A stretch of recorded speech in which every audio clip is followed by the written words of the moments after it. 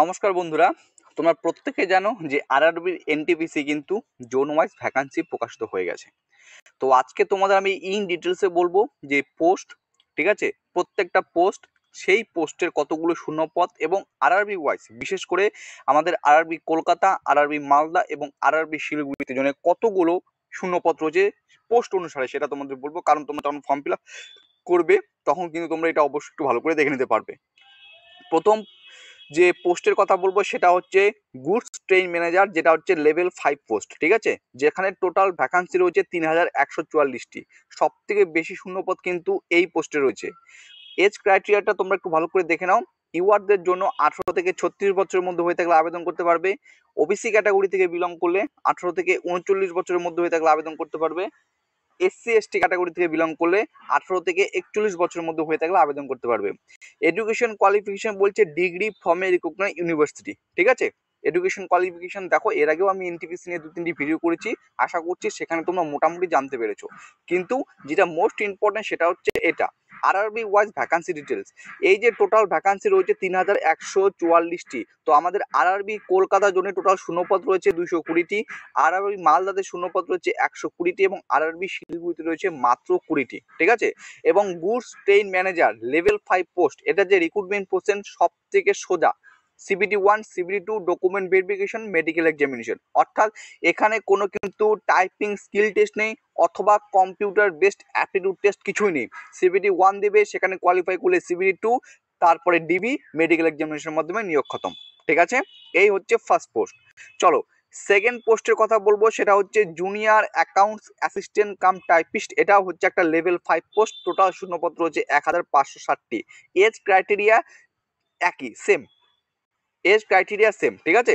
Education qualification degree তো লাগবেই, degree ফর্মে রিকগনাইজ ইউনিভার্সিটি। এর পাশাপাশি এখানে যেহেতু এইটা পোস্ট নাম যেহেতু কাম টাইপিস্ট, তো এখানে কিন্তু টাইপিং স্কিল টেস্ট অবশ্যই লাগবে। টাইপিং প্রফিসিয়েন্সি ইন ইংলিশ অথবা Hindi on computer in essential, ঠিক আছে। অর্থাৎ টাইপিং যে দক্ষতা ইংলিশে হতে পারে বা হিন্দিতে হতে পারে, কম্পিউটারে অপরিহার্য, প্রয়োজনীয়, এসেনশিয়াল, ঠিক আছে। এটা হচ্ছে এডুকেশন কোয়ালিফিকেশন। তো পোস্ট দেখবো আরআরবি ওয়াইজ এর ভ্যাকান্সি ডিটেলসটা যদি দেখি, সব থেকে বেশি শূন্যপদ রয়েছে আরআরবি কলকাতাতে 428টি, কিন্তু আরআরবি মালদা এবং আরআরবি শিলিগুড়িতে এর কোনো কিন্তু শূন্যপদ নেই, ঠিক আছে। তো ফর্ম ফিল আপ করার আগে তোমরা এগুলো একটু ভালো করে দেখে যাবে। রিক্রুটমেন্ট প্রসেস CBT1, CBT2, এটাতে হবে টাইপিং স্কিল টেস্ট, তারপরে হবে ডকুমেন্ট ভেরিফিকেশন এবং মেডিকেল এক্সামিনেশন কমপ্লিট। চলো এই পিডিএফটা আমি আমার টেলিগ্রাম চ্যানেলে শেয়ার করে দেবো, সেখান থেকে তোমরা আশা করছি প্রত্যেকে দেখে নিতে পারবে। 3 নম্বর যেটা বলছে সেটা হচ্ছে সিনিয়র ক্লার্ক কাম টাইপিস্ট। এটা হচ্ছে একটা লেভেল 5 পোস্ট, টোটাল ভ্যাকান্সি রয়েছে 732টি, ঠিক আছে। সব থেকে কম শূন্যপদ রয়েছে এই পোস্টটাতে।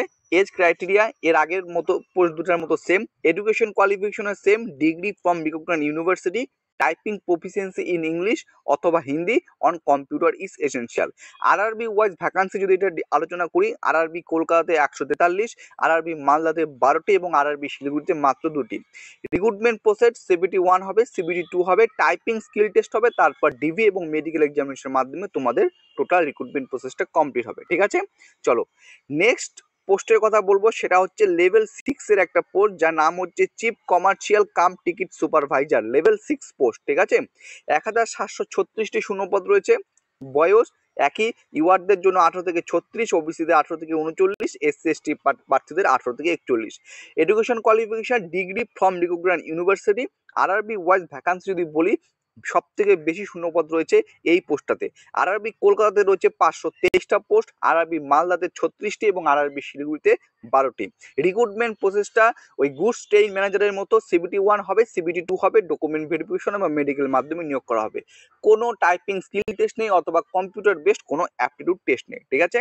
চলো আমাদের সর্বশেষ এবং 5 নাম্বার যে পোস্ট সেটা হচ্ছে স্টেশন মাস্টার। দেখো স্টেশন মাস্টার খুব একটা ভালো পোস্ট, কিন্তু ভ্যাকান্সি কিন্তু খুবই কম রয়েছে, মাত্র 994টা শূন্যপদ রয়েছে।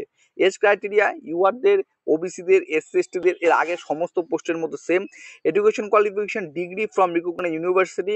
যদি আরআরবি ওয়াইজ ভ্যাকান্সি আলোচনা করি, তো এখানে কিন্তু খুবই কম শূন্যপদ রয়েছে। আরআরবি কলকাতাতে মাত্র 68টি, আরআরবি মালদাতে 30টি, আরআরবি শিলিগুড়িতে 6টি। এই রিক্রুটমেন্ট প্রসেসটা একটু ভালো করে লক্ষ্য করো, CBT1 হবে, CBT2 CBT-2 হবে, এখানে হবে কম্পিউটার বেসড অ্যাপটিটিউড টেস্ট, তারপরে হবে ডিভি, তারপরে হবে মেডিকেল এক্সামিনেশন।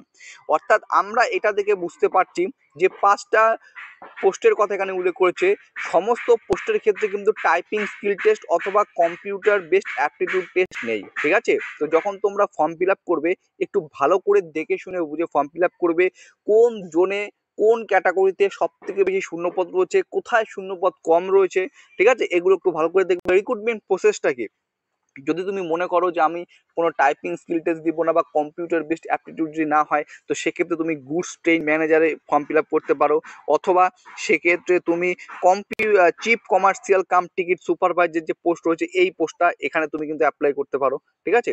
পরবর্তীকালে আমি লাস্ট ইয়ার যে কত কাট অফ গিয়েছিল শুধুমাত্র এই পোস্টগুলোর ক্ষেত্রে আমি তোমাদের সেটা কিন্তু পরবর্তীকালে একটা CBT-1 এর যে কাট অফ সেটা কিন্তু পরবর্তীকালে তোমাদের জানিয়ে দেবো, ঠিক আছে? তো এই হচ্ছে ডিটেলস। আশা করছি ভিডিওটা তোমাদের ভালো লেগেছে। যারা ফর্ম ফিল আপ করবে, বিশেষ করে আমাদের যারা ওয়েস্ট বেঙ্গলের প্রার্থী রয়েছে, ঠিক আছে, একটু ভালো করে দেখে শুনে তোমরা ফর্ম ফিল আপ করবে, কারণ ফর্ম ফিল আপ শুরু হয়ে গেছে। চলো, এতটুকু ছিল ভিডিও।